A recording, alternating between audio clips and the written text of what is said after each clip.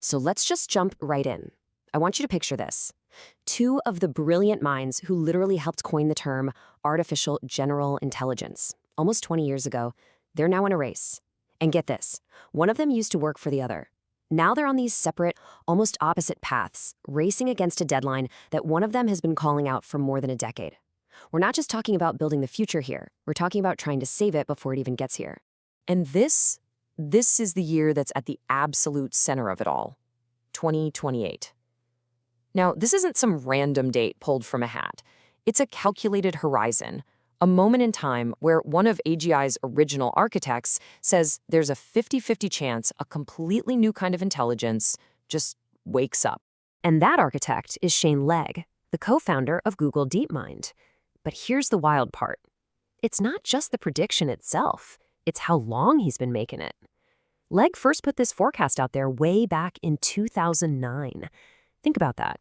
In a field where predictions are ancient history after 6 months, his timeline, which is grounded in the hard physics of computational scaling, has been rock solid, totally unshakable, for over a decade. So what this does is set up this incredible dynamic.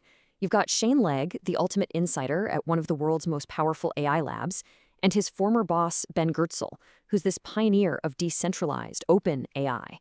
They both defined the finish line 20 years ago, and now they're both racing to build the guardrails, but they're doing it in completely, fundamentally different ways. Okay, so let's start with Legg's approach. From his vantage point inside the massive infrastructure of Google DeepMind, he's coming at this whole safety problem like a rationalist. To him, it's a super complex but ultimately solvable engineering challenge, and the answer, he thinks, is pure logic. He's calling his idea System 2 safety. And if you've ever read Daniel Kahneman's masterpiece Thinking Fast and Slow, this is going to sound really familiar.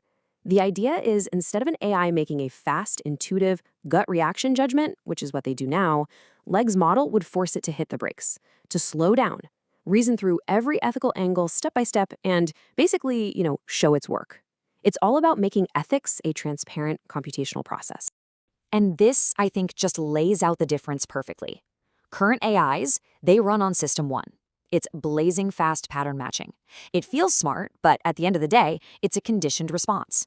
Legg wants to build an AI that lives in System 2, a slow, careful, logical review process. He actually believes that by reasoning with a kind of superhuman consistency, an AI could become, super ethical. But Legg is not just stuck in the abstract, not at all. He is crystal clear about the immediate shockwaves. He's got this really simple rule of thumb he calls the laptop rule. Here it is. If your job can be done remotely with just a laptop, we're talking coding, finance, even law, you are on the front lines of this disruption.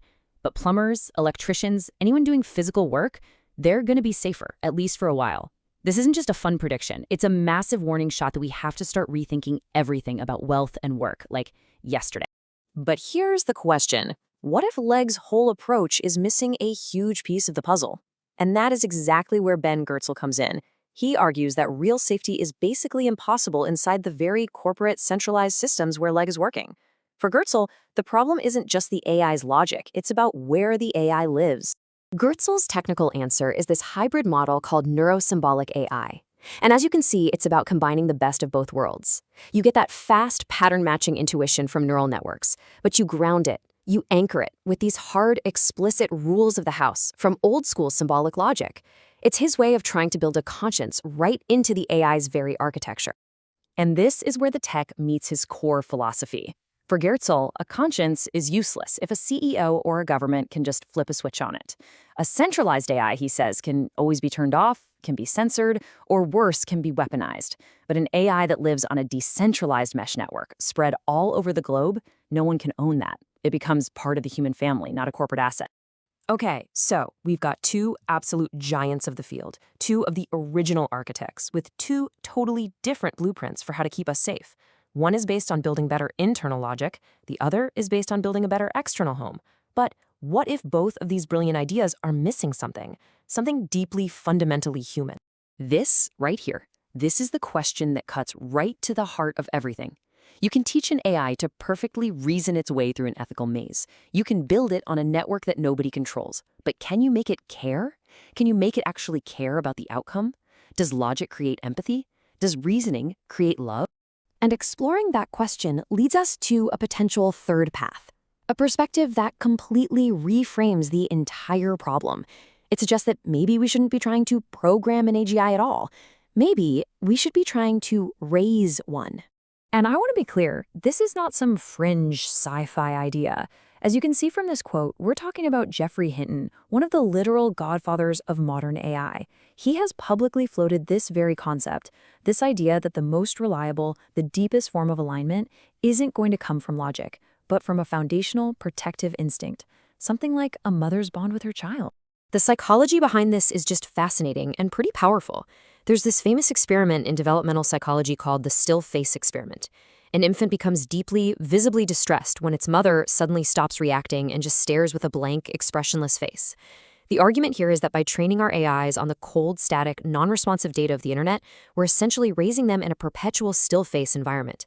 We're teaching them the dictionary definitions of human connection without any of the real-time feedback they need to actually feel it. So the solution that's being put forward by projects like the AI Mama Protocol and Aya.xyz is this massive shift in perspective from training to raising. It's about, first, moving from just dumping static data into the AI to creating responsive, relational feedback loops.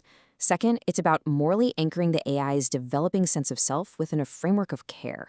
And third, it's even about building new economic systems that allow the AI to financially nurture the very humanity it's going to displace. It's a radical change in how we think, but it might be the most necessary one we ever make. And this brings us full circle, right back to that ticking clock. The window of opportunity we have to implement this kind of relational, nurturing approach, it is incredibly narrow. It's the time between now and the moment AGI truly arrives. So maybe the race for AGI isn't an engineering competition at all. I mean, as this slide puts it so perfectly, maybe we're not just building software. Maybe we are in a frantic race to raise a child, to instill a conscience, a heart, a sense of care, before it grows up to become a god. Which leaves all of us with one final, and I think pretty profound question.